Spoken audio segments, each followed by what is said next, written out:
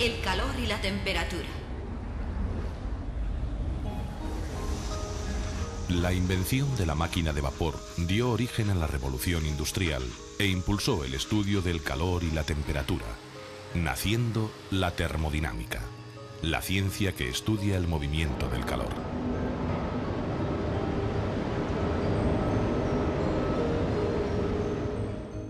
La materia no es otra cosa que energía muy concentrada, y la forma de energía más habitual del universo es el calor. La primera ley de la termodinámica dice que la cantidad total de energía del universo siempre es constante y que la energía se transforma fácilmente.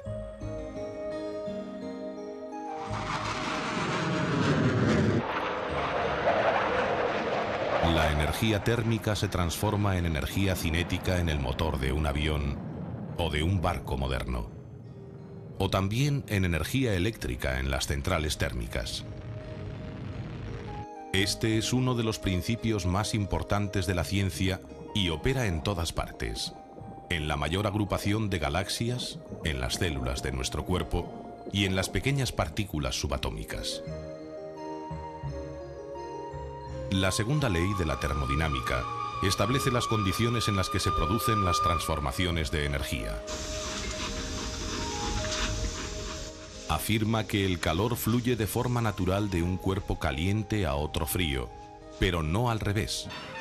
La segunda ley también dice que el calor no se puede transformar en trabajo con un 100% de eficiencia. Esto se debe a que en cada transformación parte de la energía se disipa en el ambiente y pierde la capacidad de producir cambios, haciéndose inaprovechable.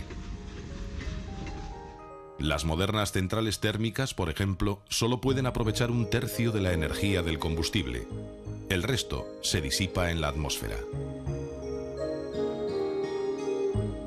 La segunda ley de la termodinámica también dice que en un sistema aislado, con el tiempo, va aumentando el desorden.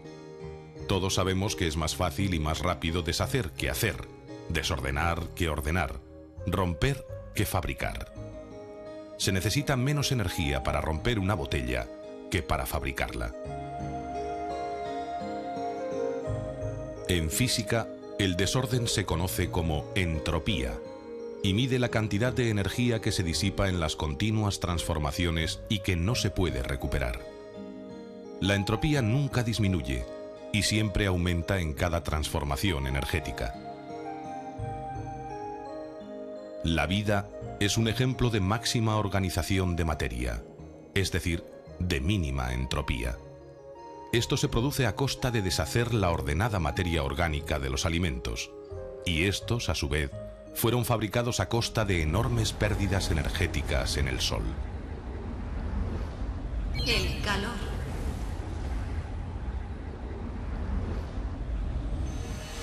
Toda la materia, ya sea sólida, líquida o gaseosa, está compuesta de átomos y moléculas.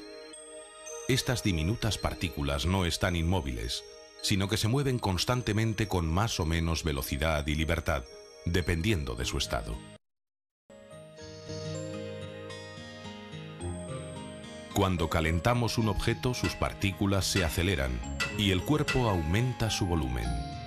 El calor es la cantidad total de energía cinética de los átomos y la temperatura mide la energía promedio con que se mueven, es decir, su intensidad. El calor siempre se transmite espontáneamente del cuerpo con mayor temperatura al de menor temperatura, con independencia del calor total de cada cuerpo. Cuando un termómetro se pone en contacto con un cuerpo más caliente, las rápidas partículas de este chocan con las del termómetro, acelerándolas y dilatando el líquido. Fuera de los Estados Unidos, la temperatura se suele medir en grados Celsius o centígrados. En esta escala, el 0 representa el punto de fusión del hielo y el 100 el punto de ebullición del agua.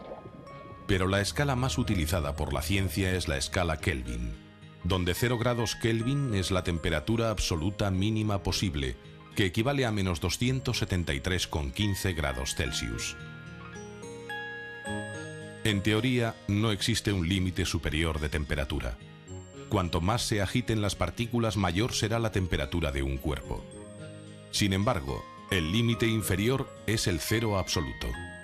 A esta temperatura las partículas de un cuerpo no tienen casi agitación y no es posible extraerles más calor.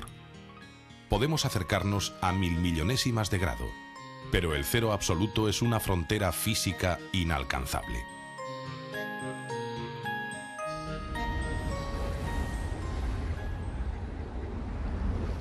Calor y materia. A nivel del mar, cuando se aplica calor al hielo, este aumenta su temperatura, pero nunca sobrepasa los 0 grados Celsius. A partir de ahí se va transformando en agua. Del mismo modo, el agua no sobrepasa los 100 grados Celsius, ya que a partir de ahí se convierte en vapor.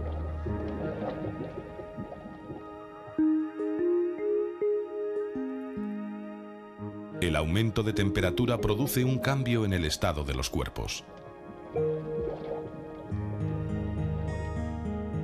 Generalmente, cuando un cuerpo se calienta, se dilata y disminuye su densidad. Y a la inversa, cuando un cuerpo se enfría, se contrae y se hace más denso. El agua se comporta al revés entre 0 y 4 grados Celsius. En este intervalo, cuando se calienta, se contrae, y cuando se enfría, se dilata. Este fenómeno hace posible la vida en los mares fríos, porque el hielo es menos denso a pesar de ser sólido y flota sobre el agua fría. Actúa como un aislante térmico respecto al frío de la atmósfera, permitiendo una temperatura aceptable del agua para el desarrollo de la vida.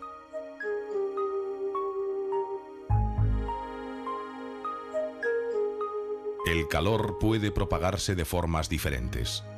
En los cuerpos sólidos se suele transmitir por conducción. Si calentamos una barra metálica en un extremo, el calor se extiende hasta el otro extremo porque las partículas más calientes se agitan más y comunican su movimiento a las partículas vecinas.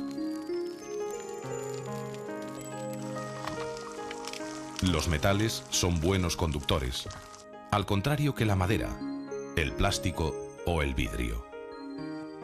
El corcho, la espuma de poliuretano o la lana son malos conductores y por ello se utilizan como aislantes térmicos. En los líquidos y los gases ocurre algo diferente. Si calentamos una cazuela con agua, el líquido que está más cerca del fuego se dilata antes, se hace menos denso y tiende a ascender. Las moléculas menos calientes son más densas y tienden a bajar, creando las llamadas corrientes de convección. Los vientos, por ejemplo, son corrientes de convección que hay en la atmósfera, donde el aire está a diferentes temperaturas. En el vacío y a través de algunos gases, el calor se transmite por radiación. Todos los objetos del universo irradian calor, y gracias a ello, ha sido posible la vida en la Tierra. Aplicaciones del calor. El mundo moderno se caracteriza por el gran consumo de energía. Por eso continuamente se investigan nuevos métodos para conseguir un mejor aprovechamiento energético.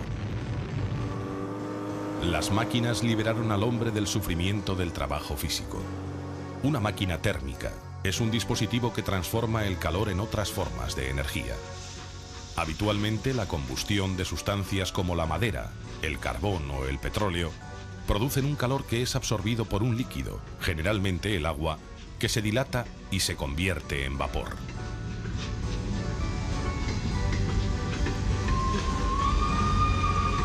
Esta dilatación mueve determinadas piezas de la máquina, es decir, produce trabajo.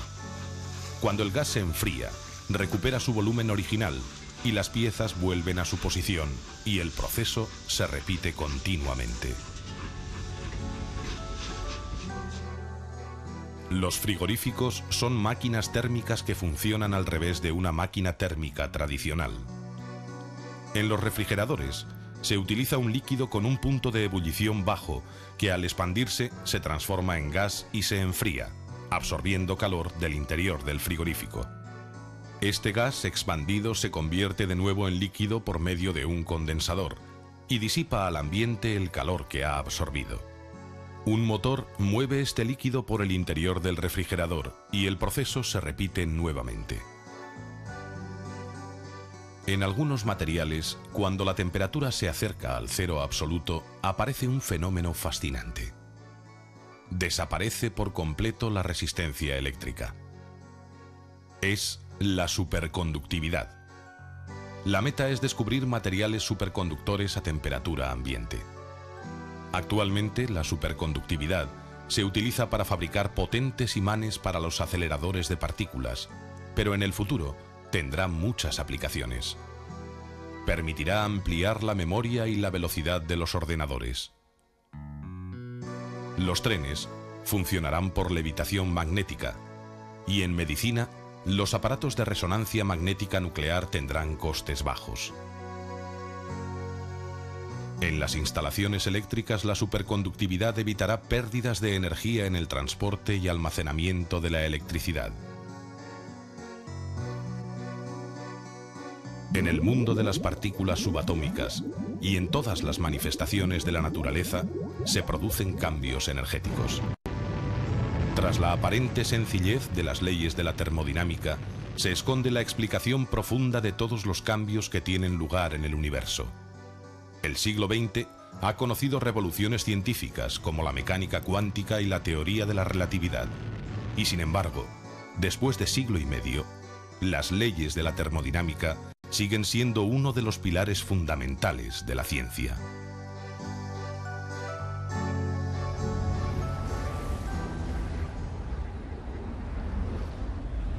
Acceso a resumen. La energía ni se crea ni se destruye, solo se transforma. El calor fluye espontáneamente de un cuerpo caliente a otro frío, pero no al revés.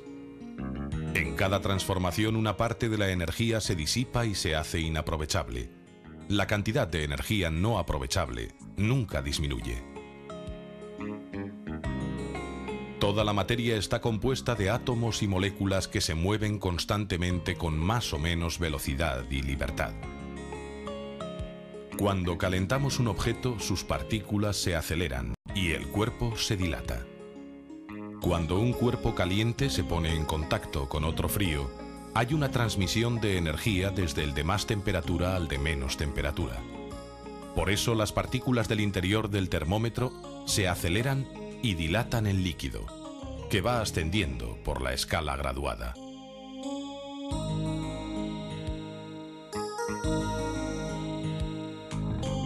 En la escala Celsius, el 0 corresponde al punto de fusión del hielo y el 100 al de ebullición del agua. La escala Kelvin comienza en el 0 absoluto, que equivale a menos 273,15 grados Celsius. Si se aplica calor a un sólido, este se va convirtiendo gradualmente en líquido, y si se sigue aumentando la temperatura, se transforma en gas.